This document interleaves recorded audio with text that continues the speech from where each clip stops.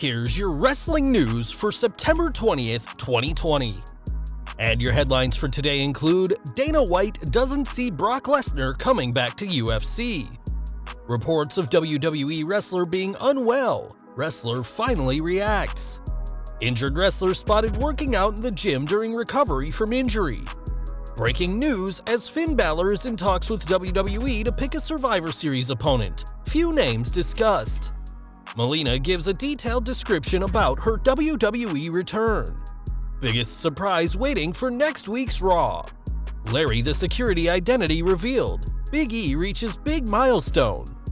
Ronda Rousey takes dig at Seth Rollins and Becky Lynch, and more.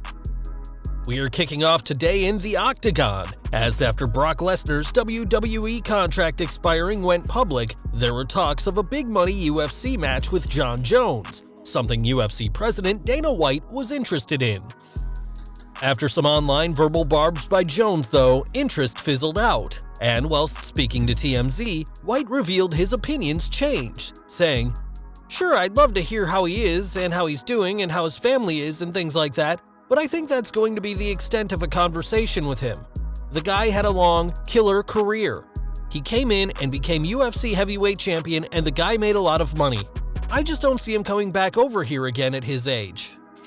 Lesnar has used UFC talk in the past as leverage in contract negotiations, but given that he's now 43, and the idea of going through UFC's training camp and finding an opponent doesn't have the same appeal, expect Lesnar to re-sign with WWE when he's ready.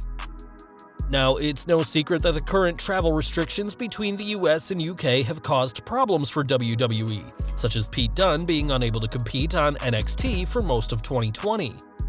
When fans saw that Dunne had lost some weight, there was speculation that he was unwell, though the bruiserweight has cleared up any confusion, saying, "I've had quite a few mentions saying I've lost weight and asking if I'm unwell, etc. I've used lockdown to get in the best shape of my life, and I'm excited for an eventual in-ring return when travel is possible." It's known that Triple H has invested a great deal of time in Dunne, who has plenty of star power and charisma himself, and when he does return to the States, you can bet Dunne will have his usual chip on his shoulder. Over to the NWA now, as Nick Aldis has reached a historic landmark as NWA World Champion. This week, Aldis celebrated 700 days of his current reign with the 10 pounds of gold, and when you include his first 265-day reign, that puts him at 9th place for most cumulative days with the title. If Aldis holds on to the gold for another month, he'll take Jeff Jarrett's number 8 spot, though he's got years to go before he reaches Lou Thesz's record of 3,749 days over 3 reigns. Regardless, Aldis's achievement is a huge deal, and whilst the current state of the NWA has been messy due to the ongoing situation, Aldis has maintained the company's brand through trying times. Back to WWE now, and Karrion Kross suffered a separated shoulder during his TakeOver 30 NXT title win that caused him to relinquish the gold the next week, and a successful surgery was performed. An estimated 2 to 3 month recovery time was given, but this week, John Morrison shared a photo of him and Kross in the gym, with the former NXT champion looking ready to go. From the sound of it, Morrison and Kross were pumping iron and focusing on their back muscles and biceps, and it seems like his shoulder is getting close to being all healed up. We'll have to see how long it takes for Kross to return to the NXT ring, as if it were up to him, he'd still be champion. And with Finn Balor riding high with the gold Kross never lost, we're sure he and Scarlett are more than willing to bring doomsday on the NXT champion. From a former NXT champion to the current champion, as Finn Balor's return to NXT over a year ago has seen him immediately find his place on the show. And after an unfortunate circumstance forced Karrion Kross to vacate the NXT title, Balor's victory over Adam Cole makes him one of a handful of superstars to hold the title twice. Whilst there's no plans for Balor to leave the brand, the Irishman recently revealed that there are talks about a one-match main roster deal at this November's Survivor Series, and hinted who his opponent may be. "I would love to step in the ring with Edge, if he gets healthy and fit. That's a match I would love to face. Randy Orton is also someone I would love to challenge myself with. Bray Wyatt or The Fiend also. We have a lot of history, and that's something we need to revisit." Balor also set his sights even higher, as he also mentioned wanting to face Drew McIntyre, adding, We have a lot of history together. From the independent level, both NXT champions, and we had rivalries on Raw and SmackDown. He's someone I'd love to get in there with." Whilst the current plan is for Balor to have one main roster match, the list of dream opponents goes on and on and on. And short a wave of WWE's top stars moving to the gold brand, it seems Balor's one-off return to the main roster may not be a one-off after all. One person who won't be at Survivor Series is Melina, as after it was previously reported that she'd signed a deal with WWE, that claim's been refuted by the former Divas champion. On Facebook, Melina clarified that she hasn't signed, but left things open, saying, "I'm not signed with WWE, but that doesn't mean it's not a possibility. I know 2020 has taken so much from me, from all of us. Going back home to WWE would feel like everything." Explaining what 2020's taken from her, the former superstar said her father passed last month, and that merely talking to WWE makes her happy. She added, "One day I'll come home, but when the time is right. If I don't come back, it's okay. But if I return, I'm going to put every bit of heart in it in honor of my father and every bit of my soul for the loyal fans." It's possible that Melina will show up in WWE, as the 41-year-old has quite a wide fan base, and with a women's roster lacking Ronda Rousey, Becky Lynch, and Charlotte Flair, Melina's return would be a huge deal. We are looking ahead to Clash of Champions now, as another title match has been announced. Next Sunday, SmackDown Tag Team Champions Cesaro and Shinsuke Nakamura will defend against the Lucha House Party, which is particularly interesting considering the trio of cruiserweights has teased splitting as of late. Things get even more interesting given that Vince McMahon hated SmackDown's match between Cesaro and Gran Metalik, and reportedly considered ending the match mid-commercial before deciding to cut 4 minutes. Hopefully both men and their partners will impress the boss at Clash of Champions, and we'll have to wait and see who leaves the Thunderdome as champions. Over to Raw now, as fans were stunned when it was confirmed that Murphy and Seth Rollins will team tomorrow night with a shot at the Raw tag titles on the line. Facing Andrade and Garza, and Dominic Mysterio and Humberto Carrillo, 2/3 of the teams involved are close to collapsing, and it's likely that at least one will disintegrate during the match. It's most likely that Murphy will turn on the Monday Night Messiah, as the most loyal disciple can't tolerate the humiliation that Murphy recently endured. This would mean a possible babyface turn for the Australian, which could allow him to go for the US title, currently held by the heel Lashley of the Hurt Business. Of course, there's also been talks that Rollins' flock could be adding Aaliyah Mysterio, and we'll have to wait for tomorrow night to see what will happen for everyone involved. More SmackDown news now, as Big E showed an aggressive side on this week's SmackDown by attacking Larry the security guard, and after he showed up a couple of weeks ago, we now know more about him.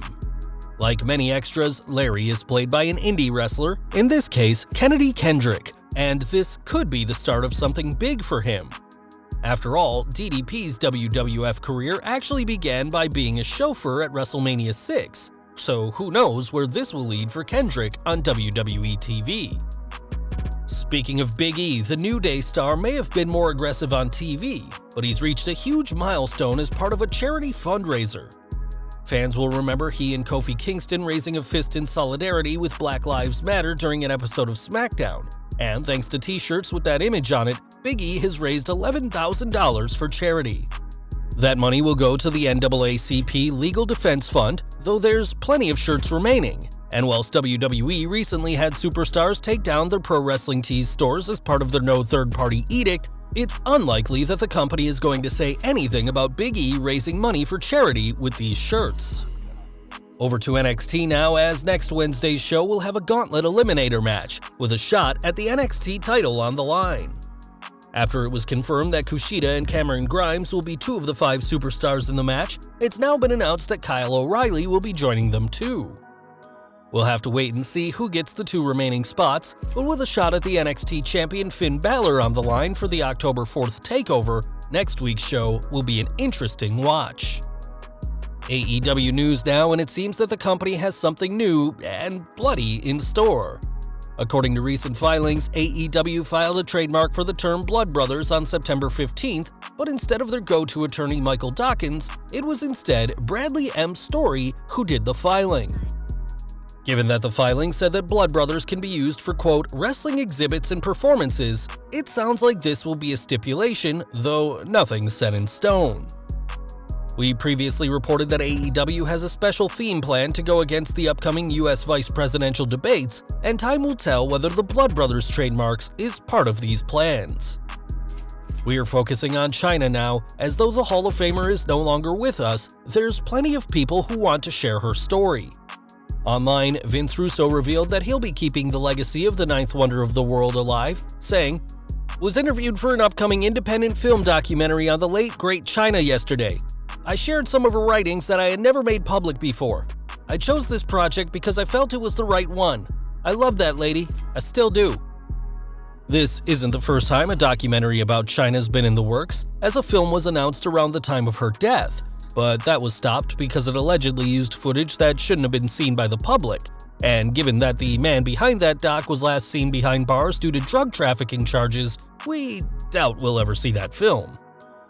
The fact that Russo didn't mention WWE implies they're not behind this new doc either, and we'll have to see who joins Russo in sharing their own stories about the pioneering China.